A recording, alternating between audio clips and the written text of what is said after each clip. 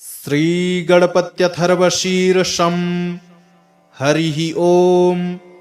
नमस्ते गणपतये त्वमेव प्रत्यक्षं तत्त्वमसि, त्वमेव केवलं कर्तासि, त्वमेव केवलं धर्तासि, त्वमेव केवलं हर्तासि, त्वमेव सर्वं खल्विदं ब्रह्मासि, त्वं साक्षादात्मासि नित्यम्। ऋतं वच्मि सत्यं वच्मि, अवत्वं माम् अववक्तारम् अवश्रोतारम् अवदातारम् अवधातारम् अवानूचानमवशिष्यम् अवपश्चात्तात् अवपुरस्तात् अवचोत्तरात्तात् अवदक्षिणात्तात् अवचोर्ध्वात्तात् अवाधरात्तात् सर्वतो मां पाहि पाहि समन्तात्। त्वं वाङ्मयस्त्वं चिन्मयः, त्वमानन्दमयस्त्वं ब्रह्ममयः, त्वं सच्चिदानन्दाद्वितीयोऽसि, त्वं प्रत्यक्षं ब्रह्मासि, त्वं ज्ञानमयो विज्ञानमयोऽसि। सर्वं जगदिदं त्वत्तो जायते, सर्वं जगदिदं त्वत्तिष्ठति, सर्वं जगदिदं त्वयि लयमेष्यति, सर्वं जगदिदं त्वयि प्रत्येति। त्वं भूमिरापो नलो नीलो नभः, त्वं चत्वारि वाक्पदानि, त्वं गुणत्रयातीतः, त्वं कालत्रयातीतः, त्वं देहत्रयातीतः, त्वं मूलाधारस्थितोऽसि नित्यं, त्वं शक्तित्रयात्मकः। त्वां योगिनो ध्यायन्ति नित्यं, त्वं ब्रह्मा त्वं विष्णुस्त्वं रुद्रस्त्वमिन्द्रस्त्वम् अग्निस्त्वं वायुस्त्वं सूर्यस्त्वं चन्द्रमास्त्वं ब्रह्म भूर्भुवः सुरोम। गणादिं पूर्वमुच्चार्य वर्णादिं तदनन्तरम् अनुस्वारः परतरः अर्धेन्दुलसितं तारेण रुद्धम् एतत्तव मनुस्वरूपं। गकारः पूर्वरूपम्, अकारो मध्यमरूपम्, अनुस्वरश्चान्त्यरूपम्, बिन्दुरुत्तररूपम्, नादः सन्धानं, संहिता सन्धिः। सैषा गणेशविद्या गणकऋषिः, निच्छृद्गायत्री छन्दः। श्रीमहागणपतिर्देवता। ॐ गं गणपतये नमः। एकदन्ताय विद्महे वक्रतुण्डाय धीमहि, तन्नो दन्ती प्रचोदयात्। एकदन्तं चतुर्हस्तं पाशमङ्कुशधारिणम्, अभयं वरदं हस्तैर्बिभ्राणं मूषकध्वजम्, रक्तं लम्बोदरं शूर्पकर्णकं रक्तवाससं, रक्तगन्धानुलिप्ताङ्गं रक्तपुष्पैः सुपूजितं, भक्तानुकम्पिनं देवं जगत्कारणमच्युतम्। आविर्भूतं च सृष्ट्यादौ प्रकृतेः पुरुषात् परम्, एवं ध्यायति यो नित्यं स योगी योगिनां वरः। नमो व्रातपतये नमो गणपतये नमः प्रमथपतये। नमस्ते स्तुलम्बोदरायैकदन्ताय विघ्नविनाशिने शिवसुताय श्रीवरदमूर्तये नमो नमः। हरिः ॐ। नमस्ते गणपतये त्वमेव प्रत्यक्षं तत्त्वमसि, त्वमेव केवलं कर्तासि, त्वमेव केवलं धर्तासि, त्वमेव केवलं हर्तासि, त्वमेव सर्वं खल्विदं ब्रह्मासि, त्वं साक्षादात्मासि नित्यम्।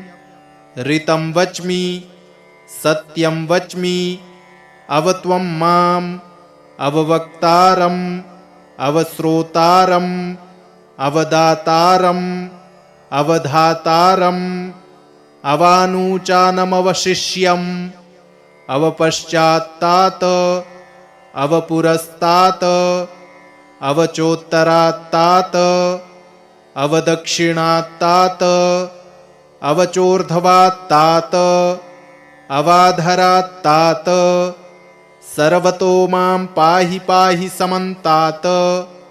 त्वं वाङ्मयस्त्वं चिन्मयः त्वमानन्दमयस्त्वं ब्रह्ममयः त्वं सच्चिदानन्दाद्वितीयोऽसि त्वं प्रत्यक्षं ब्रह्मासि त्वं ज्ञानमयो विज्ञानमयोऽसि। सर्वं जगदिदं त्वत्तो जायते सर्वं जगदिदं त्वत्तिष्ठति सर्वं जगदिदं त्वयि लयमेष्यति सर्वं जगदिदं त्वयि प्रत्येति। त्वं भूमिरापो नलो नीलो नभः त्वं चत्वारि वाक्पदानि त्वं गुणत्रयातीतः त्वं कालत्रयातीतः त्वं देहत्रयातीतः त्वं मूलाधारस्थितोऽसि नित्यं त्वं शक्तित्रयात्मकः त्वां योगिनो ध्यायन्ति नित्यं त्वं ब्रह्मा त्वं विष्णुस्त्वं रुद्रस्त्वमिन्द्रस्त्वम् अग्निस्त्वं वायुस्त्वं सूर्यस्त्वं चन्द्रमास्त्वं ब्रह्म भूर्भुवः सुरोम। गणादिं पूर्वमुच्चार्य वरणादिं तदनन्तरम् अनुस्वारः परतरः अर्धेन्दुलसितं तारेणरुद्धम् एतत्तवमनुस्वरूपम्। गकारः पूर्वरूपम् अकारो मध्यमरूपम् अनुस्वरश्चान्त्यरूपम् बिन्दुरुत्तररूपम्। नादः सन्धानम् संहिता सन्धिः सैषा गणेशविद्या गणकऋषिः निच्छृद्गायत्री छन्दः श्रीमहागणपतिर्देवता। ॐ गं गणपतये नमः।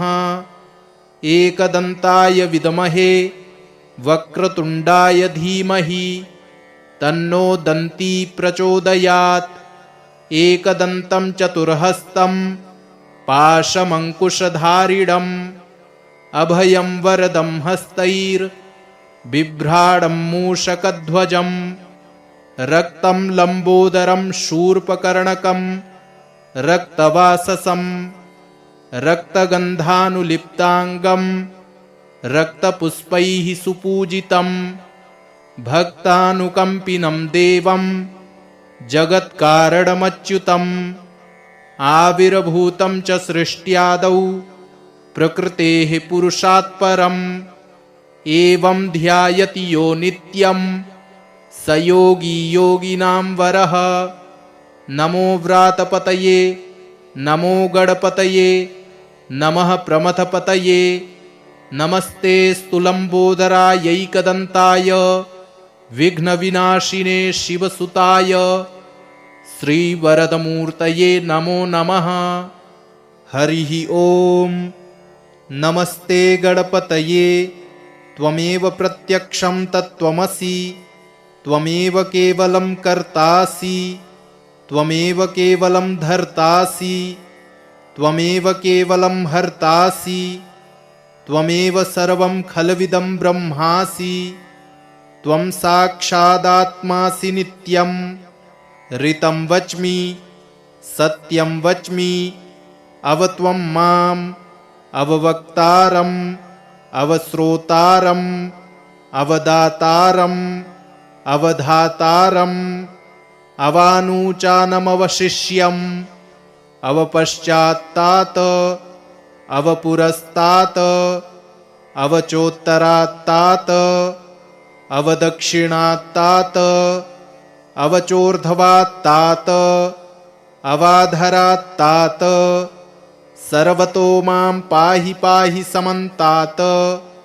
त्वं वाङ्मयस्त्वं चिन्मयः त्वमानन्दमयस्त्वं ब्रह्ममयः त्वं सच्चिदानन्दाद्वितीयोऽसि त्वं प्रत्यक्षं ब्रह्मासि त्वं ज्ञानमयो विज्ञानमयोऽसि सर्वं जगदिदं त्वत्तो जायते सर्वं जगदिदं त्वत्तिष्ठति सर्वं जगदिदं त्वयि लयमेष्यति सर्वं जगदिदं त्वयि प्रत्येति त्वं भूमिरापो नलो नीलो नभः त्वं चत्वारि वाक्पदानि त्वं गुणत्रयातीतः त्वं कालत्रयातीतः त्वं देहत्रयातीतः त्वं मूलाधारस्थितोऽसि नित्यं त्वं शक्तित्रयात्मकः त्वां योगिनो ध्यायन्ति नित्यं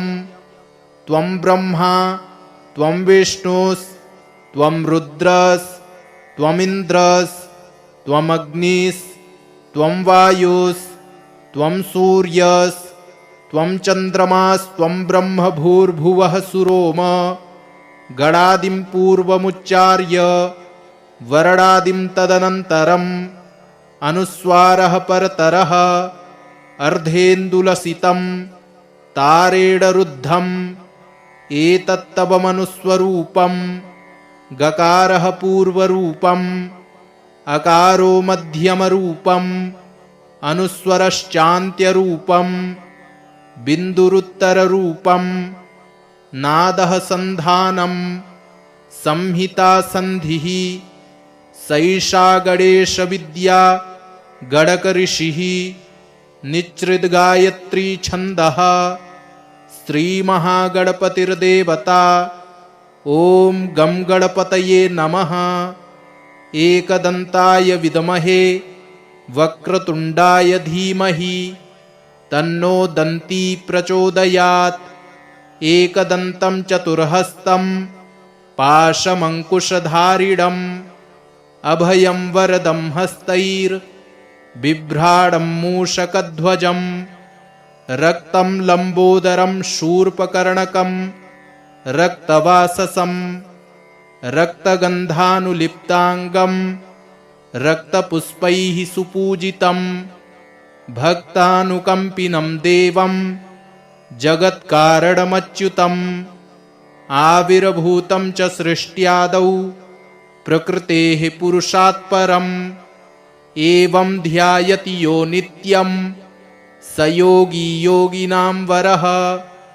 नमो व्रातपतये नमो गणपतये नमः प्रमथपतये नमस्ते स्तुलम्बोदरायैकदन्ताय विघ्नविनाशिने शिवसुताय श्रीवरदमूर्तये नमो नमः।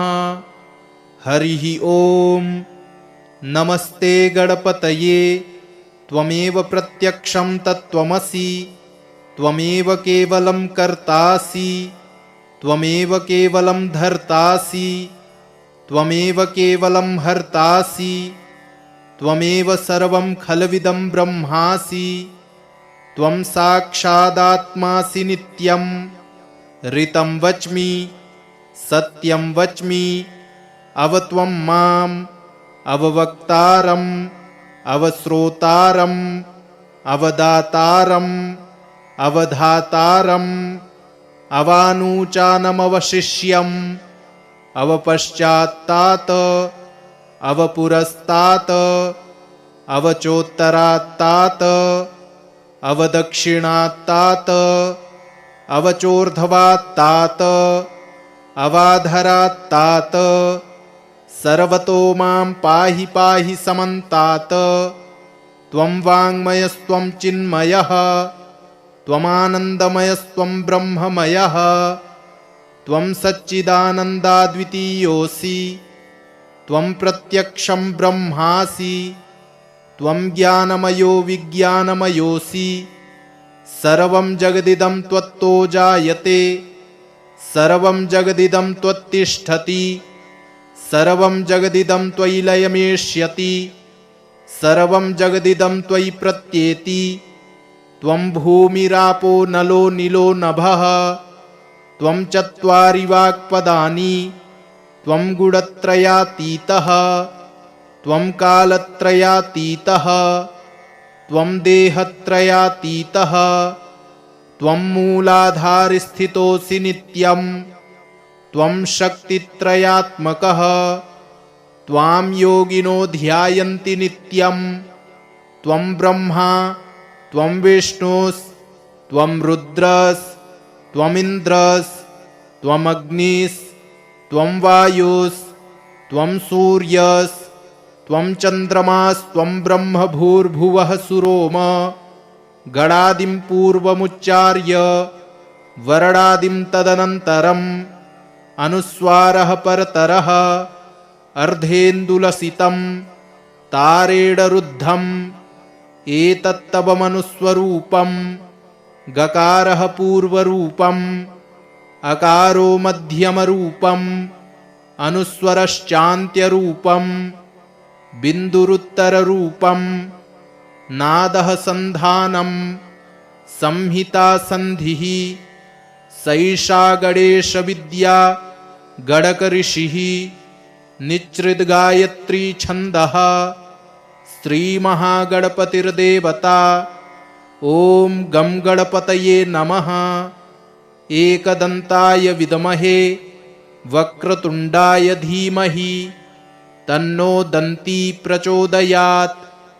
एकदन्तं चतुर्हस्तं पाशमङ्कुशधारिणम् अभयं वरदं हस्तैर्बिभ्राणं मूषकध्वजम् रक्तं लम्बोदरं शूर्पकर्णकं रक्तवाससं रक्तगन्धानुलिप्ताङ्गं रक्तपुष्पैः सुपूजितं भक्तानुकम्पिनं देवं जगत्कारणमच्युतम् आविर्भूतं च सृष्ट्यादौ प्रकृतेः पुरुषात् परम् एवं ध्यायति यो नित्यं स योगी योगिनां वरः। नमो व्रातपतये नमो गणपतये नमः प्रमथपतये नमस्ते स्तुलम्बोदरायैकदन्ताय विघ्नविनाशिने शिवसुताय श्रीवरदमूर्तये नमो नमः। हरिः ॐ। नमस्ते गणपतये त्वमेव प्रत्यक्षं तत्त्वमसि त्वमेव केवलं कर्तासि त्वमेव केवलं धर्तासि त्वमेव केवलं हर्तासि त्वमेव सर्वं खल्विदं ब्रह्मासि त्वं साक्षादात्मासि नित्यं ऋतं वच्मि सत्यं वच्मि अवत्वं माम् अववक्तारम् अवश्रोतारम् अवदातारम् अवधातारम् अवानूचानमवशिष्यम् अवपश्चात्तात् अवपुरस्तात् अवचोत्तरात्तात् अवदक्षिणात्तात् अवचोर्ध्वात्तात् अवाधरात्तात् सर्वतो मां पाहि पाहि समन्तात्।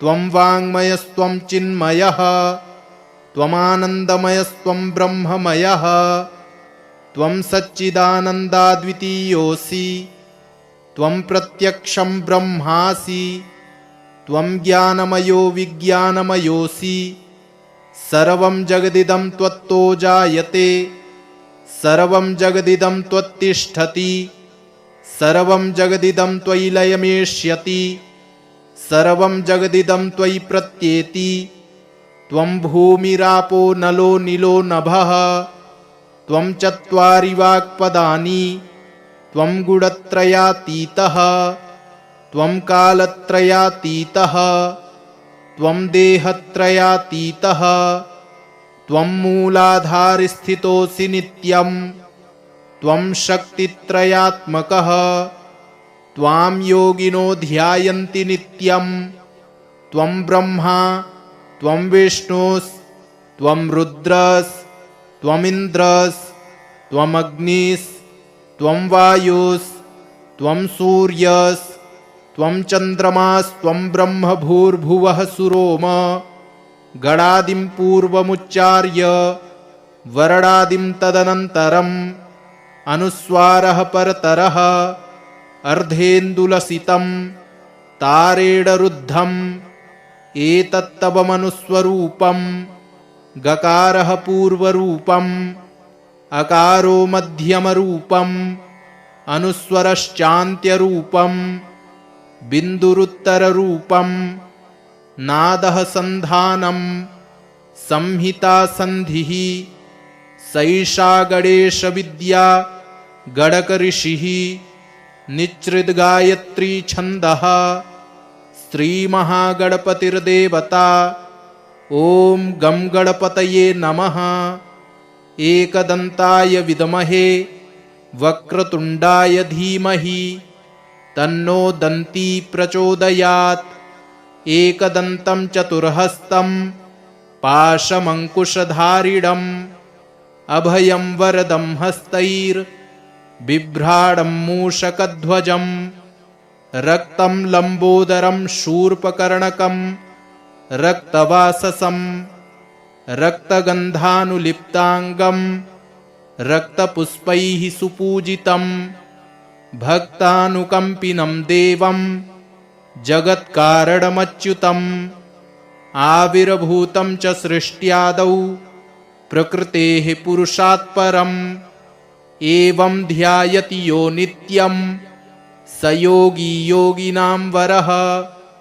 नमो व्रातपतये नमो गणपतये नमः प्रमथपतये नमस्ते स्तुलम्बोदरायैकदन्ताय विघ्नविनाशिने शिवसुताय श्रीवरदमूर्तये नमो नमः। हरिः ॐ।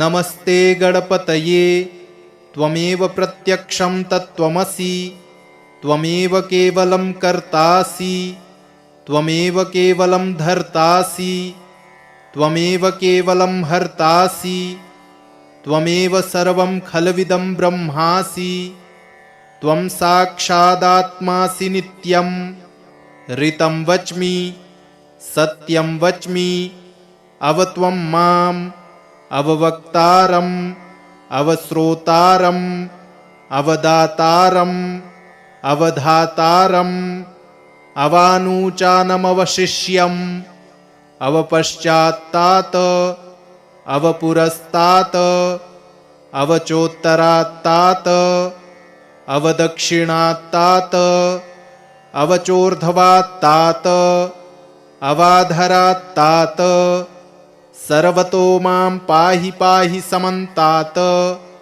त्वं वाङ्मयस्त्वं चिन्मयः त्वमानन्दमयस्त्वं ब्रह्ममयः त्वं सच्चिदानन्दाद्वितीयोऽसि त्वं प्रत्यक्षं ब्रह्मासि त्वं ज्ञानमयो विज्ञानमयोऽसि सर्वं जगदिदं त्वत्तो जायते सर्वं जगदिदं त्वत्तिष्ठति सर्वं जगदिदं त्वयि लयमेष्यति सर्वं जगदिदं त्वयि प्रत्येति त्वं भूमिरापो नलो नीलो नभः त्वं चत्वारि वाक्पदानि त्वं गुणत्रयातीतः त्वं कालत्रयातीतः त्वं देहत्रयातीतः त्वं मूलाधारस्थितोऽसि नित्यं त्वं शक्तित्रयात्मकः त्वां योगिनो ध्यायन्ति नित्यं त्वं ब्रह्मा त्वं विष्णुस्त्वं रुद्रस्त्वमिन्द्रस्त्वमग्निस्त्वं वायुस्त्वं सूर्यस्त्वं चन्द्रमास्त्वं ब्रह्म भूर्भुवः सुरोम गणादिं पूर्वमुच्चार्य वरणादिं तदनन्तरम् अनुस्वारः परतरः अर्धेन्दुलसितं तारेडरुद्धम् एतत्तवमनुस्वरूपं गकारः पूर्वरूपम् अकारो मध्यमरूपम् अनुस्वरश्चान्त्यरूपम् बिन्दुरुत्तररूपम् नादः सन्धानम् संहिता सन्धिः सैषा गणेशविद्या गणकऋषिः निच्चिद्गायत्री छन्दः श्रीमहागणपतिर्देवता। ॐ गं गणपतये नमः। एकदन्ताय विद्महे वक्रतुण्डाय धीमहि तन्नो दन्ती प्रचोदयात्। एकदन्तं चतुर्हस्तं पाशमङ्कुशधारिणम् अभयं वरदं हस्तैर्बिभ्राणं मूषकध्वजं रक्तं लम्बोदरं शूर्पकर्णकं रक्तवाससं रक्तगन्धानुलिप्ताङ्गं रक्तपुष्पैः सुपूजितं भक्तानुकम्पिनं देवं जगत्कारणमच्युतम् आविर्भूतं च सृष्ट्यादौ प्रकृतेः पुरुषात् परम् एवं ध्यायति यो नित्यं स योगी योगिनां वरः। नमो व्रातपतये नमो गणपतये नमः प्रमथपतये नमस्ते स्तुलम्बोदरायैकदन्ताय विघ्नविनाशिने शिवसुताय श्रीवरदमूर्तये नमो नमः। हरिः ॐ। नमस्ते गणपतये त्वमेव प्रत्यक्षं तत्त्वमसि त्वमेव केवलं कर्तासि त्वमेव केवलं धर्तासि त्वमेव केवलं हर्तासि त्वमेव सर्वं खल्विदं ब्रह्मासि। त्वं साक्षादात्मासि नित्यं ऋतं वच्मि सत्यं वच्मि अवत्वं माम् अववक्तारम् अवश्रोतारम् अवदातारम् अवधातारम् अवानूचानमवशिष्यम् अवपश्चात्तात् अवपुरस्तात् अवचोत्तरात्तात् अवदक्षिणात्तात् अवचोर्ध्वात्तात् अवाधरात्तात् सर्वतो मां पाहि पाहि समन्तात्। त्वं वाङ्मयस्त्वं चिन्मयः त्वमानन्दमयस्त्वं ब्रह्ममयः त्वं सच्चिदानन्दाद्वितीयोऽसि त्वं प्रत्यक्षं ब्रह्मासि त्वं ज्ञानमयो विज्ञानमयोऽसि। सर्वं जगदिदं त्वत्तो जायते सर्वं जगदिदं त्वत्तिष्ठति सर्वं जगदिदं त्वयि लयमेष्यति सर्वं जगदिदं त्वयि प्रत्येति। त्वं भूमिरापो नलो नीलो नभः त्वं चत्वारि वाक्पदानि त्वं गुणत्रयातीतः त्वं कालत्रयातीतः त्वं देहत्रयातीतः त्वं मूलाधारस्थितोऽसि नित्यं त्वं शक्तित्रयात्मकः त्वां योगिनो ध्यायन्ति नित्यं। त्वं ब्रह्मा त्वं विष्णुस् त्वं रुद्रस् त्वमिन्द्रस् त्वमग्निस् त्वं वायुस् त्वं सूर्यस् त्वं चन्द्रमास् त्वं ब्रह्म भूर्भुवः सुरोम।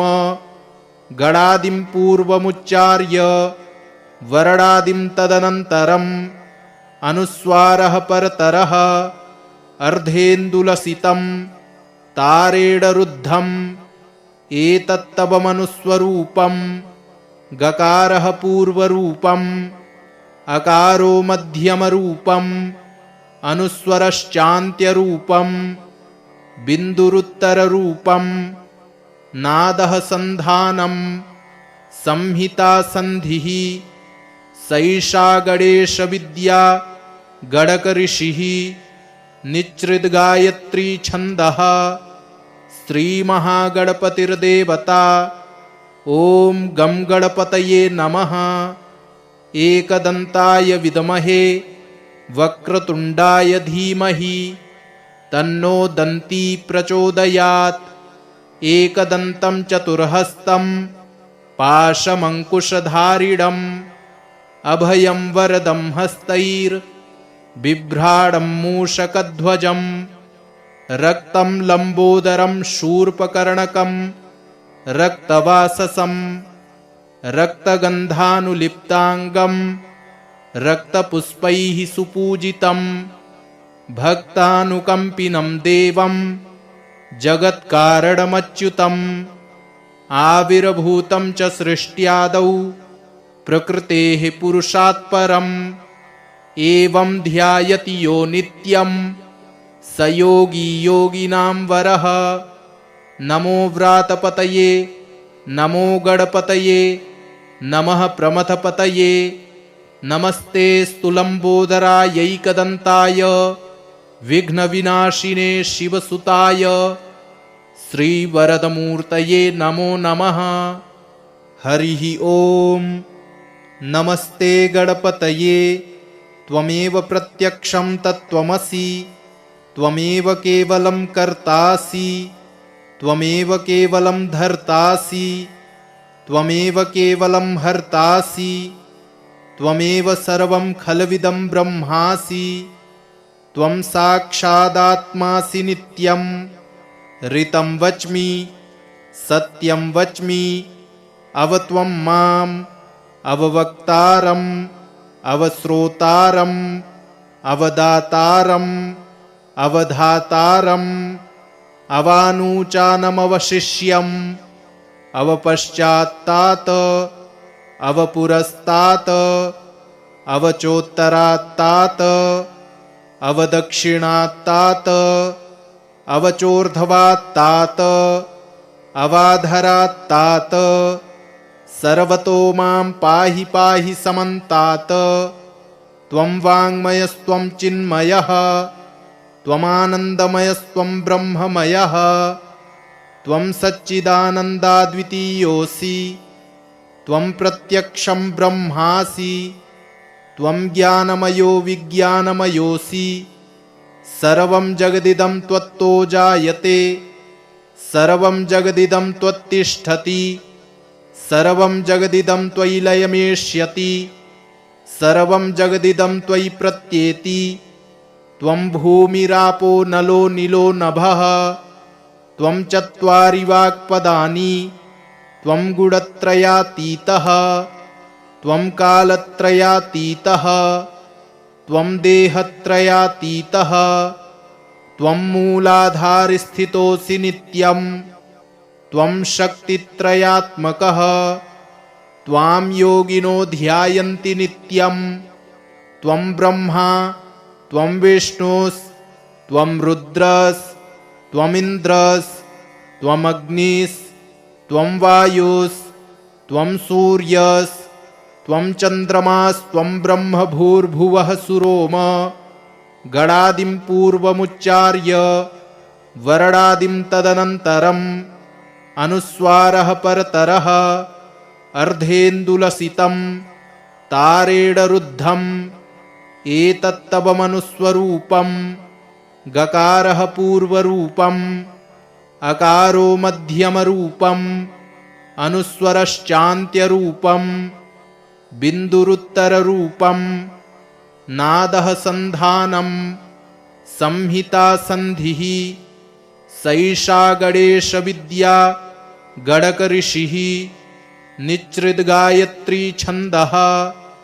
श्रीमहागणपतिर्देवता ॐ गं गणपतये नमः। एकदन्ताय विद्महे वक्रतुण्डाय धीमहि तन्नो दन्ती प्रचोदयात्। एकदन्तं चतुर्हस्तं पाशमङ्कुशधारिणम् अभयं वरदं हस्तैर्बिभ्राणं मूषकध्वजम् रक्तं लम्बोदरं शूर्पकर्णकं रक्तवाससं रक्तगन्धानुलिप्ताङ्गं रक्तपुष्पैः सुपूजितं भक्तानुकम्पिनं देवं जगत्कारणमच्युतम् आविर्भूतं च सृष्ट्यादौ प्रकृतेः पुरुषात् परम् एवं ध्यायति यो नित्यं स योगी योगिनां वरः। नमो व्रातपतये नमो गणपतये नमः प्रमथपतये नमस्ते स्तुलम्बोदरायैकदन्ताय विघ्नविनाशिने शिवसुताय श्रीवरदमूर्तये नमो नमः। हरिः ॐ। नमस्ते गणपतये। त्वमेव प्रत्यक्षं तत्त्वमसि। त्वमेव केवलं कर्तासि। त्वमेव केवलं धर्तासि। त्वमेव केवलं हर्तासि। त्वमेव सर्वं खल्विदं ब्रह्मासि। त्वं साक्षादात्मासि नित्यं। ऋतं वच्मि सत्यं वच्मि। अव त्वं माम् अववक्तारम् अवश्रोतारम् अवदातारम् अवधातारम् अवानूचानमवशिष्यम् अवपश्चात्तात् अवपुरस्तात् अवचोत्तरात्तात् अवदक्षिणात्तात् अवचोर्ध्वात्तात् अवाधरात्तात् सर्वतो मां पाहि पाहि समन्तात्। त्वं वाङ्मयस्त्वं चिन्मयः त्वमानन्दमयस्त्वं ब्रह्ममयः। त्वं सच्चिदानन्दाद्वितीयोऽसि। त्वं प्रत्यक्षं ब्रह्मासि। त्वं ज्ञानमयो विज्ञानमयोऽसि। सर्वं जगदिदं त्वत्तो जायते। सर्वं जगदिदं त्वत्तिष्ठति। सर्वं जगदिदं त्वयि लयमेष्यति। सर्वं जगदिदं त्वयि प्रत्येति।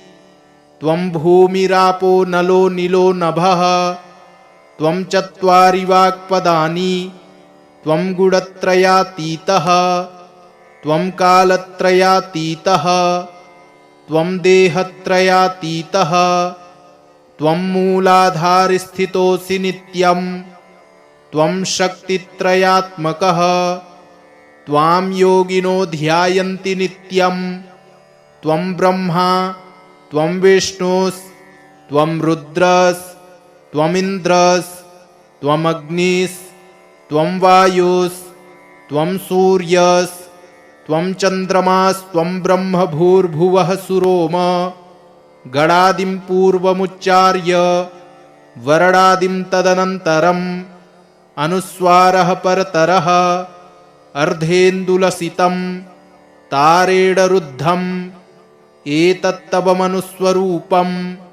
गकारः पूर्वरूपम् अकारो मध्यमरूपम् अनुस्वरश्चान्त्यरूपम् बिन्दुरुत्तररूपम्। नादः सन्धानम् संहिता सन्धिः। सैषा गणेशविद्या गणकऋषिः। निच्छृद्गायत्री छन्दः। श्रीमहागणपतिर्देवता। ॐ गं गणपतये नमः। एकदन्ताय विद्महे वक्रतुण्डाय धीमहि तन्नो दन्ती प्रचोदयात्। एकदन्तं चतुर्हस्तं पाशमङ्कुशधारिणम् अभयं वरदं हस्तैर्बिभ्राणं मूषकध्वजम्। रक्तं लम्बोदरं शूर्पकर्णकं रक्तवाससं रक्तगन्धानुलिप्ताङ्गं रक्तपुष्पैः सुपूजितं। भक्तानुकम्पिनं देवं जगत्कारणमच्युतम्। आविर्भूतं च सृष्ट्यादौ प्रकृतेः पुरुषात् परम्। एवं ध्यायति यो नित्यं स योगी योगिनां वरः। नमो व्रातपतये नमो गणपतये नमः प्रमथपतये। नमस्ते स्तुलम्बोदरायैकदन्ताय विघ्नविनाशिने शिवसुताय श्रीवरदमूर्तये नमो नमः। हरिः ॐ। नमस्ते गणपतये। त्वमेव प्रत्यक्षं तत्त्वमसि। त्वमेव केवलं कर्तासि। त्वमेव केवलं धर्तासि। त्वमेव केवलं हर्तासि। त्वमेव सर्वं खल्विदं ब्रह्मासि। त्वं साक्षादात्मासि नित्यं। ऋतं वच्मि सत्यं वच्मि। अव त्वं माम् अववक्तारम् अवश्रोतारम् अवदातारम् अवधातारम् अवानूचानमवशिष्यम् अवपश्चात्तात् अवपुरस्तात् अवचोत्तरात्तात् अवदक्षिणात्तात् अवचोर्ध्वात्तात् अवाधरात्तात् सर्वतो मां पाहि पाहि समन्तात्। त्वं वाङ्मयस्त्वं चिन्मयः त्वमानन्दमयस्त्वं ब्रह्ममयः त्वं सच्चिदानन्दाद्वितीयोऽसि त्वं प्रत्यक्षं ब्रह्मासि त्वं ज्ञानमयो विज्ञानमयोऽसि। सर्वं जगदिदं त्वत्तो जायते सर्वं जगदिदं त्वत्तिष्ठति सर्वं जगदिदं त्वयि लयमेष्यति सर्वं जगदिदं त्वयि प्रत्येति। त्वं भूमिरापो नलो नीलो नभः त्वं चत्वारि वाक्पदानि त्वं गुणत्रयातीतः त्वं कालत्रयातीतः त्वं देहत्रयातीतः त्वं मूलाधारस्थितोऽसि नित्यं त्वं शक्तित्रयात्मकः त्वां योगिनो ध्यायन्ति नित्यं। त्वं ब्रह्मा त्वं विष्णुस्त्वं रुद्रस्त्वमिन्द्रस्त्वं अग्निस्त्वं वायुस्त्वं सूर्यस्त्वं चन्द्रमास्त्वं ब्रह्म भूर्भुवः सुरोम। गणादिं पूर्वमुच्चार्य वरणादिं तदनन्तरम् अनुस्वारः परतरः अर्धेन्दुलसितं तारेण रुद्धम् एतत्तवमनुस्वरूपम्। गकारः पूर्वरूपम् अकारो मध्यमरूपम् अनुस्वरश्चान्त्यरूपम् बिन्दुरुत्तररूपम्। नादः सन्धानं संहिता सन्धिः सैषा गणेशविद्या गणकऋषिः निच्छृद्गायत्री छन्दः श्रीमहागणपतिर्देवता। ॐ गं गणपतये नमः। एकदन्ताय विद्महे वक्रतुण्डाय धीमहि तन्नो दन्ती प्रचोदयात्।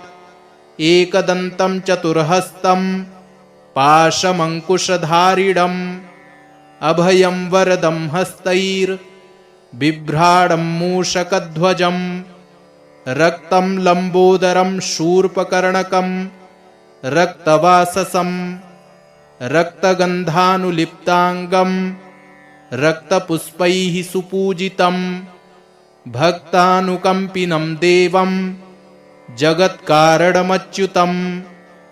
आविर्भूतं च सृष्ट्यादौ प्रकृतेः पुरुषात् परम् एवं ध्यायति यो नित्यं स योगी योगिनां वरः। नमो व्रातपतये नमो गणपतये नमः प्रमथपतये नमस्ते स्तुलम्बोदरायैकदन्ताय विघ्नविनाशिने शिवसुताय श्रीवरदमूर्तये नमो नमः। हरिः ॐ। नमस्ते गणपतये त्वमेव प्रत्यक्षं तत्त्वमसि त्वमेव केवलं कर्तासि त्वमेव केवलं धर्तासि त्वमेव केवलं हर्तासि त्वमेव सर्वं खल्विदं ब्रह्मासि। त्वं साक्षादात्मासि नित्यं ऋतं वच्मि सत्यं वच्मि अवत्वं माम् अववक्तारम् अवश्रोतारम् अवदातारम् अवधातारम् अवानूचानमवशिष्यम् अवपश्चात्तात् अवपुरस्तात् अवचोत्तरात्तात् अवदक्षिणात्तात् अवचोर्ध्वात्तात् अवाधरात्तात् सर्वतो मां पाहि पाहि समन्तात्। त्वं वाङ्मयस्त्वं चिन्मयः त्वमानन्दमयस्त्वं ब्रह्ममयः त्वं सच्चिदानन्दाद्वितीयोऽसि त्वं प्रत्यक्षं ब्रह्मासि त्वं ज्ञानमयो विज्ञानमयोऽसि सर्वं जगदिदं त्वत्तो जायते सर्वं जगदिदं त्वत्तिष्ठति सर्वं जगदिदं त्वयि लयमेष्यति सर्वं जगदिदं त्वयि प्रत्येति त्वं भूमिरापो नलो नीलो नभः त्वं चत्वारि वाक्पदानि त्वं गुणत्रयातीतः त्वं कालत्रयातीतः त्वं देहत्रयातीतः त्वं मूलाधारस्थितोऽसि नित्यं त्वं शक्तित्रयात्मकः त्वां योगिनो ध्यायन्ति नित्यं त्वं ब्रह्मा त्वं विष्णुस्त्वं रुद्रस्त्वमिन्द्रस्त्वमग्निस्त्वं वायुस्त्वं सूर्यस्त्वं चन्द्रमास्त्वं ब्रह्म भूर्भुवः सुरोम गणादिं पूर्वमुच्चार्य वरणादिं तदनन्तरम् अनुस्वारः परतरः अर्धेन्दुलसितं तारेण रुद्धम् एतत्तवमनुस्वरूपं गकारः पूर्वरूपम् अकारो मध्यमरूपम् अनुस्वरश्चान्त्यरूपम् बिन्दुरुत्तररूपम् नादः सन्धानम् संहिता सन्धिः सैषा गणेशविद्या गणकऋषिः निच्छृद्गायत्री छन्दः श्रीमहागणपतिर्देवता ॐ गं गणपतये नमः। एकदन्ताय विद्महे वक्रतुण्डाय धीमहि तन्नो दन्ती प्रचोदयात्। एकदन्तं चतुर्हस्तं पाशमङ्कुशधारिणम् अभयं वरदं हस्तैर्बिभ्राणं मूषकध्वजम् रक्तं लम्बोदरं शूर्पकर्णकं रक्तवाससं रक्तगन्धानुलिप्ताङ्गं रक्तपुष्पैः सुपूजितं भक्तानुकम्पिनं देवं जगत्कारणमच्युतम् आविर्भूतं च सृष्ट्यादौ प्रकृतेः पुरुषात् परम् एवं ध्यायति यो नित्यं स योगी योगिनां वरः। नमो व्रातपतये नमो गणपतये नमः प्रमथपतये नमस्ते स्तुलम्बोदरायैकदन्ताय विघ्नविनाशिने शिवसुताय श्रीवरदमूर्तये नमो नमः।